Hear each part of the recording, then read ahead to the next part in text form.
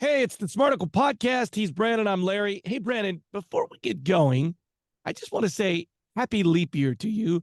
We're going to get an extra day here in a few days. What are you going to do with an entire extra day? I'm not going to do anything other than what I normally do. My daughter did say, man, it would really suck if your birthday was on February 29th. I said, no, you just throw a huge party on the 29th. That's the only thing I think about leap year at all. I've met those people occasionally, and Have you? they don't like the joke. They don't like oh, I'm only 10 years old joke. I've never used that joke, and guess I wouldn't even have thought about that, but sure. Wow, you're a real fuddy duddy on leap year, Brandon. Okay, Well, well, I don't see how people could not understand that they're not 10 years old. But if that's the joke, hey, sure, go for it. wow. Guess what you need? A little dose of happiness, Brandon, because you seem a little grouchy today. Oh, a But little before bit. we get into that, it's your 5 seconds of silence brought to you by Smarticle. Okay, here's the headline: Happiness Crash Course, Key Lessons from Yale's Science of Wellbeing class.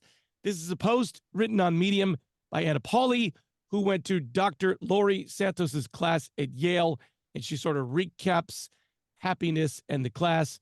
Brennan, you didn't do Welcome Magamita before. I'm assuming you're not going to do it again. Well, I did do a little bit more research on Anna Pulley. She did write a book called like Lesbians and Cats or Ew. something. She's a happily married lesbian woman from the Bay Area, writes for Medium. So I'm assuming she's woke, but there's no, maybe she's not. I don't know. We spent some time recently going on about what does not make you happy, which I think was actually really important.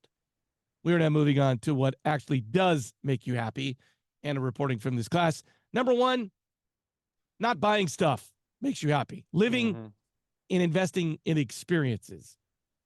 I love this. Like you're talking, like I don't buy my family presents, but I love to go places with them. I just love that so much. Yeah. Well, your kids are a little bit older now, so I'm assuming they're probably starting to appreciate it a little bit. I'm still at the point where my kid is mad when she doesn't get a present. We say, Uh, but we're buying you an experience. We're going to wherever. And she's like, oh, I'm like, hey, if you're going to be a double, you're going to have to love road trips because we love to road trip. So, I think when you're little, there's an expectation of material things. But as you get older, I totally agree. I would much, much rather go on a trip than buy a new car or something else. It just means things. I mean, yeah, it's nice to get things sometimes. And if you really want something, that's great, but buying stuff ain't going to make you happy. Experiences will give you a chance to be happy. my mother-in-law, my mom give me a little cash for my birthday, Christmas, blah, blah, Oh, blah. still? Yeah, they just, Oh, whatever, look give at me a little bit. that. That's so I cute. always put that in my sock drawer and save it for like a golf Slush trip with the fund. guys or, well, yeah, it's like the slush fun in an experience. I'm like, I'm going to buy me some new Nikes. It's always like, I got my Well, golf wait a trip second. If money. your wife listens to the show, isn't she going to know where your secret hiding place is now? Push back there, big boy. Wife's never listened to the show. Will never listen to the Would show. it make you happy if she listened? No, actually, it wouldn't. No, you wouldn't be No, happy? nope. Oh, I My enjoy it when my wife listens. my daughter did listen. She quoted me back something the other day, and I was like, "What are you doing, Oh, 16-year-old what? daughter?" What was she doing? What'd she say? I don't know. It made me very happy, though. Made me very happy. I love that daughter of yours. She's great. She's a great kid. So I'm going to push back when I read this one. Something that also make you happy would be savoring enjoyable moments. And I remember at the loneliest and saddest parts of my life when my dad died, other things, just being in a shower and enjoying a shower, Oh, enjoying like warm water. That's the the best. G-rated show, Larry. We don't need Hey, any. I'm not I'm just saying. talking about being Yeah, I could not agree. I went out and walked a little. What do you call her? Rin Tin, little Chia, whatever chin you call chin. Chin Chin. Rosie took Rosie out this morning. Every morning she's got a little routine. We go out, and I, it's starting to get spring around here, and it doesn't mean anything in California because the weather's always exactly the same. But when you live in a place with when there are seasons, the change of the season is always makes me so happy. I just love it, and it's getting spring, and the mornings are crisp, and the birds are out, and I because of this article. Not that I wouldn't have normally taken and gone, oh, that's amazing, but because of this article, I took 5 minutes when I was walking my dog to just enjoy the morning. I was like, wow, it's beautiful. A little bit of fog over the mountains. I was like, this is what it's supposed to be. Just So think about what you I could have appreciate gotten that. done if you didn't have a dog, Brandon. I could, what could I guess I don't know, but having that dog made me go outside in the morning. I may not have done that. Part and parcel with happiness, I think, is gratitude. And there's a whole section on gratitude. Yeah. And one of the main parts is recalling the good things in your life. I'm, if you just turn on the news for 5 seconds, you hear about our immigration issue, people coming across the border. Yeah. If you think about how amazing it is that you get to turn on water from your faucet and sit in it for 5 minutes and drink it, go in the shower with it, Yeah. just gratitude for your Ah, life.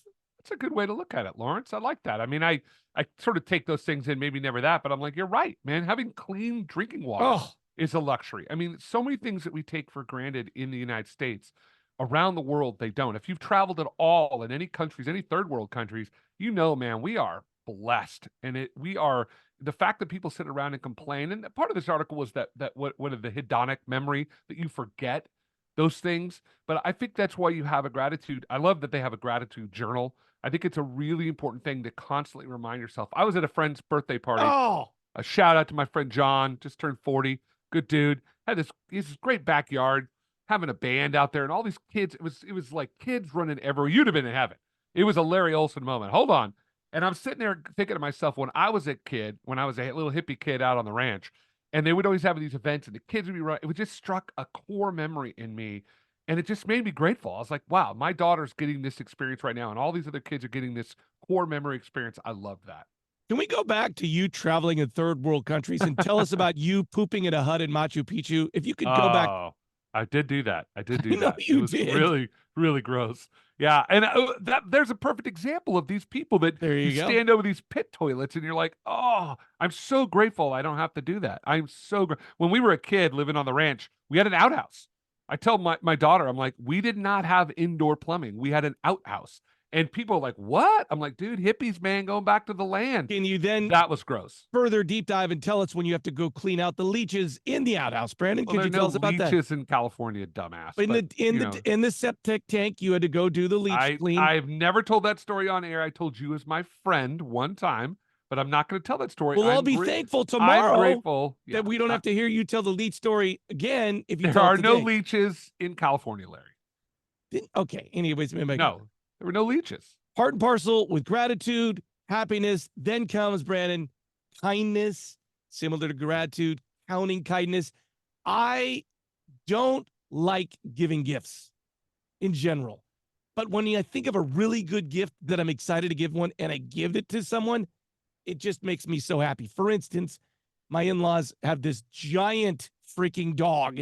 It's almost like an elephant, but it's a dog and it's got so much, a Labrador. It's got so much hair. And I remember thinking for Christmas, I got him one of those iRobots, the Roombas, thinking Yeah. they could just turn on a vacuum. They don't ever have to vacuum, just turn it on. And it just made me so happy to be able to give them a great gift. Did they ever Kindness to use it? someone else.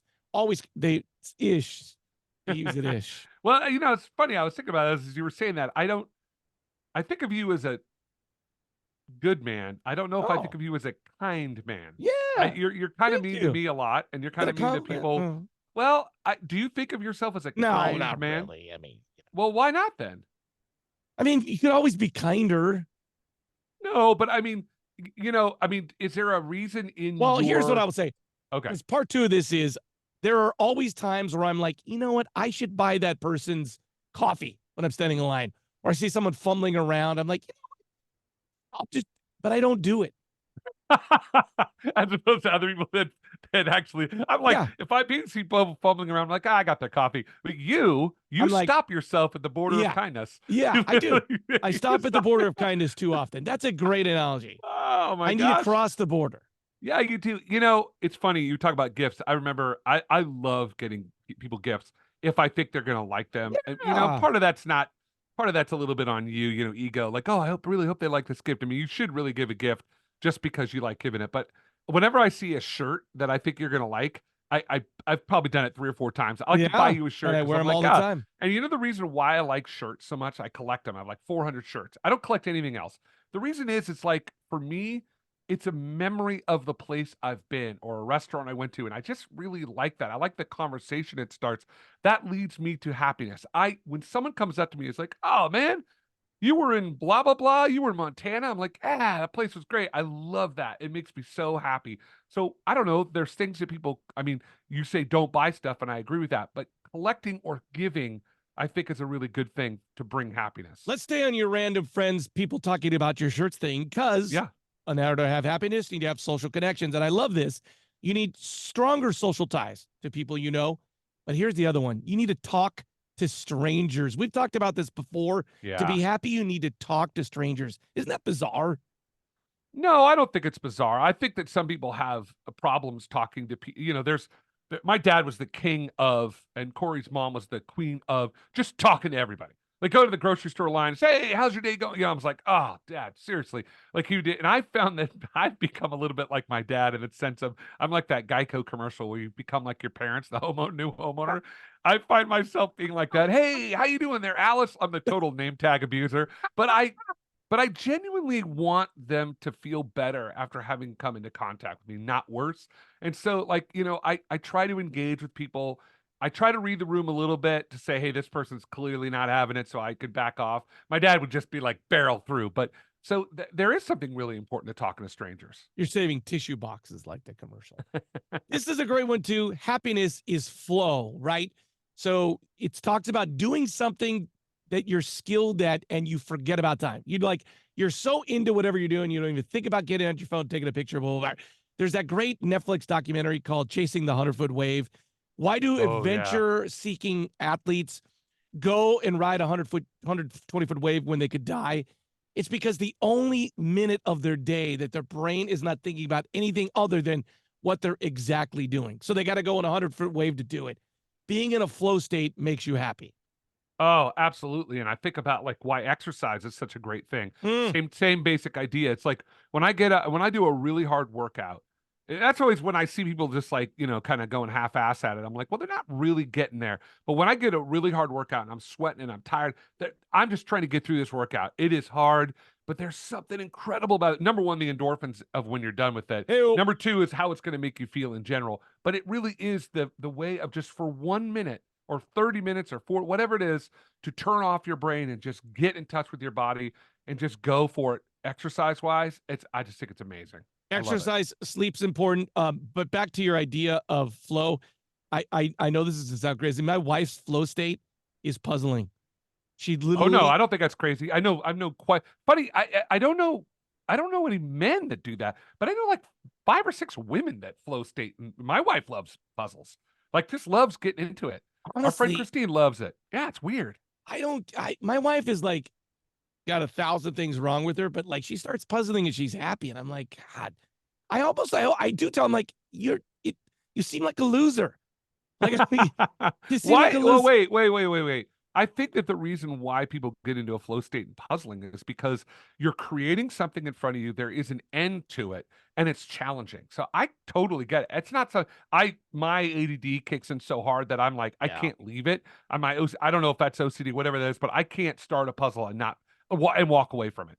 They can just start a puzzle and leave it on the. We have this puzzle board now that my wife puts under the couch, and when she wants to do a puzzle, she pulls it out and gets on the puzzle. So yeah, I that's the same idea. Kind of trying to wrap this up using your signature strength. So this article says having a good job doesn't make you happy. It's doing what you're meant to do on your job. I always feel great when my boss comes in and I can do what my boss is asking. It makes me feel like there's meaning, there's purpose, like I'm doing what I should be doing. That's not always the case, but that like doing something you're meant to be will make you happy. No, I agree. And I think that when you do the thing that you're good at, when you do something that you're good at, you're probably good at it because you've worked at it, and it can bring that state of happiness for sure. Lastly, I volunteer. I think most people have volunteered at something over the course of their life. You're like a soup Most. kitchen, or you volunteer with veterans, and like you're doing something that's kind of rote that most people could do, and you're like, Right. okay, well, did I need to be here to do the food pantry? Probably not. A robot could have done it. Whatever. But I volunteer at this place and they make me host this trivia game. Yeah. And it's like the only time in my life that I've ever felt like, oh, they're using the skill that I was born to do to volunteer. And it's right. Yeah. I'm like, oh, there's meaning in me doing this. And I think that there's something about that the other part of it, if you truly think about it, is that when you volunteer, you're telling those people they're worth it. And Yeah. I think that is, if you can sort of, it's the same thing of like walking and enjoying the spring morning. It's like remembering that it's not always about you, that sometimes it's about what you can do for other people, and that brings gratitude and happiness and all those things. That's why lots of people love to volunteer, because it does bring joy to not only them but to other people. I'd like to wrap up by saying this. I lose money doing this podcast with you. You mostly 30% annoy me, but it does bring me a great amount of happiness because, in some crazy way in the universe, it does feel like it's what I'm supposed to be doing. So, Brandon, you bring me happiness. Oh, Larry, that was